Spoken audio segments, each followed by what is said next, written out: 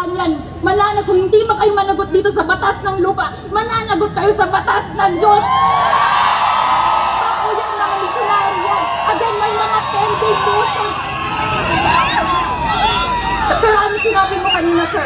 Ipa-explode nyo? At least pa yung mga buhay dyan? Huwag nyo kaming ipilit sa mga buhay. Like sinabi namin, nakahalad ang mga kinabuhi. Huwag nyo kami i-threaten. We will never bow down sa injustices. Ayusin nyo kami. Again, may mga pending na mga court na mga... Kaya legal ang ginagawa namin. May mga petition kami. May mga motion for reconsideration kami. Hindi kami makipag-negotiate sa inyo. Kaya kami sa korte kami nagtahingi ng tulong. Pwede ba?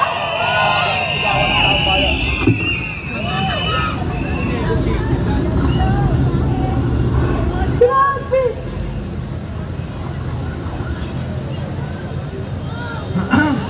Mga kababayan, narinig, yung nagsasalita, ipapaliwanag ko lang po.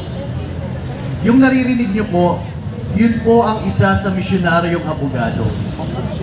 Nakabilang sa timpo laban sa ginagawang iligal ng kapulisan. Ngayon po, may tumawag po sa kanya na pinapautos mula sa commander, kung ewan man yon, mula sa Philippine National Police. Ang sinabi po sa ating abogada, ilabas niyo si pastor sa loob ng 2 oras. Kung hindi niyo ilalabas, pasasabugin namin ang katedral niyo, ang lugar kung saan ang bawat isa sa inyo ay sumasamba.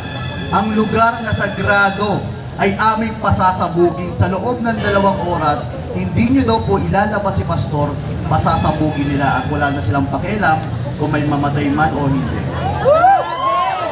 Ngayon, itong pagpasok ng Granada, mulat pa ba tayo sa kasinungalingan ng administrasyong ito? Papayag ba tayo na mangyari ito sa bawat pamilya ninyo? Dahil dyan, Frank, para mabigyan ng diin at pagpapaliwanag ang dating undersecretary sa opisina under kay Pangulong Duterte, ngayon National Coordinator ng Marcos Alistyan, magbibigay ng kanyang mensahe. Undersecretary Ben Branque. Marcos Jr. Bangag, sabog, adik, hintuan mo ng kahibangan mo!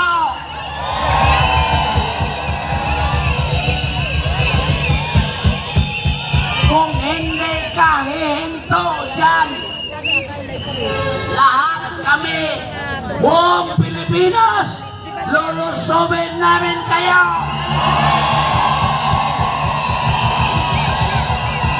Hindi na makatarungan itong ginawa mo sa taong bayan! Lagpas ka na! Lagpas ka na sa iyong ginagawa ngayon ng paglilitis sa mga inosente dyan sa QDC Kingdom. Wala kang karapatan. Wala siyang karapatan. Tapos na nasilbi ang court order. Kung wala kayong nakita dyan, stop! Uwi na kayo mga pulis! Huwag na kayo magpagamit! Pilipino tayong lahat! Hindi pwedeng magpatayan tayo! Marcos Jr., naintindihan mo ba? Kung hindi mo naintindihan, dahil bangag ka, sabog ka, adik ka, umalis ka na dyan!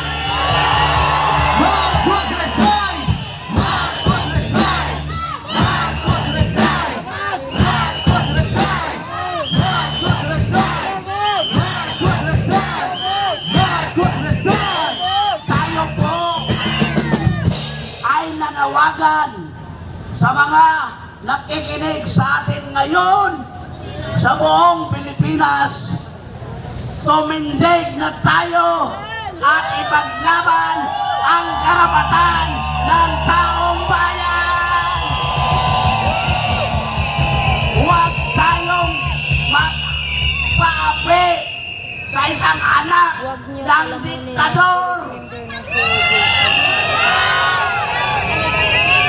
Si Bongbong ay isang anak ng diktador. Thank you sa moderator. Ngayon, nagiging diktador. Tama yung sinabi ni Glenn Song na ang grand plan nila ay Marcos pa rin. Okay, Marcos pa rin. Pero sasabayan natin yung sagot, ang alisin, ang alisin, ang alisin. Okay, Marcos pa rin ang sabi ni Lisa, ni Bangag, na sila pa daw galing sa amang diktador. Ngayon, 20 years of dictatorship. Ngayon, sa isang adik na anak, dagdagan niya ng another forever years. Hindi na pwede yun!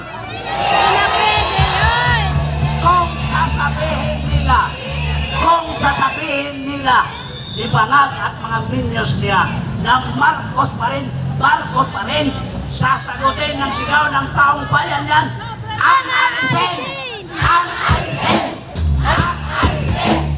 Ang alisin! Marcos pa rin ang ating aalisin. Inalis natin ang amang diktador na Marcos, aalisin din natin ang anak ng diktador na Marcos. Marcos Bangag! Marcos Bangag! Marcos Bangag!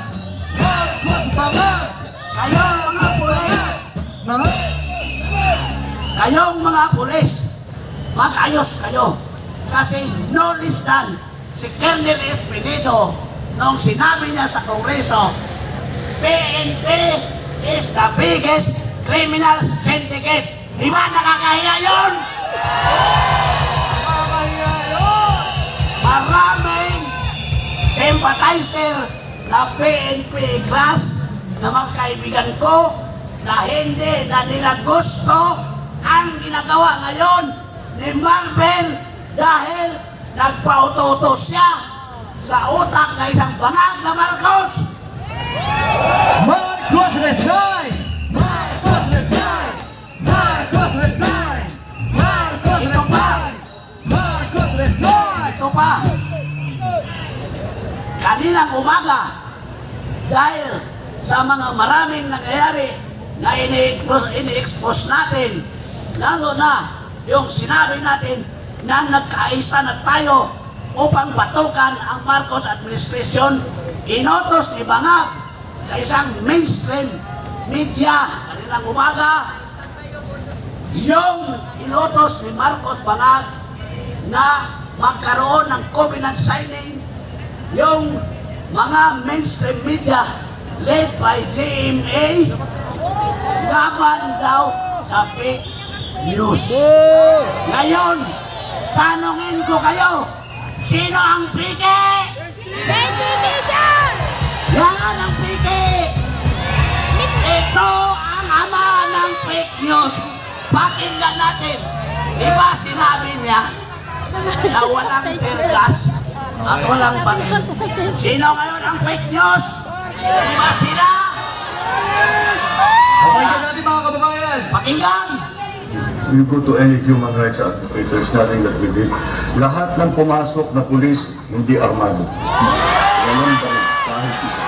Hindi kami gumamit ng tipas. Wala kaming ginawang ganun. So ano yung human rights issue?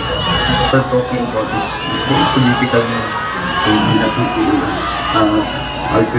You go to any human rights advocate, there's nothing that we did. Lahat ng pumasok na pulis, hindi armado. Walang baril, kahit isa. Hindi kami gumamit ng tigas. Wala kaming ginawang ganun. So anong next one is talking about this political na Yan ang fake news. So ngayon, I will challenge mainstream media kung totoo kayong pumirma sa covenant laban sa fake news, i-expose nyo ito na ang bangag na presidente ay siyang unang fake news. Diba? Siya ang fake news. Siya ang sinungaling.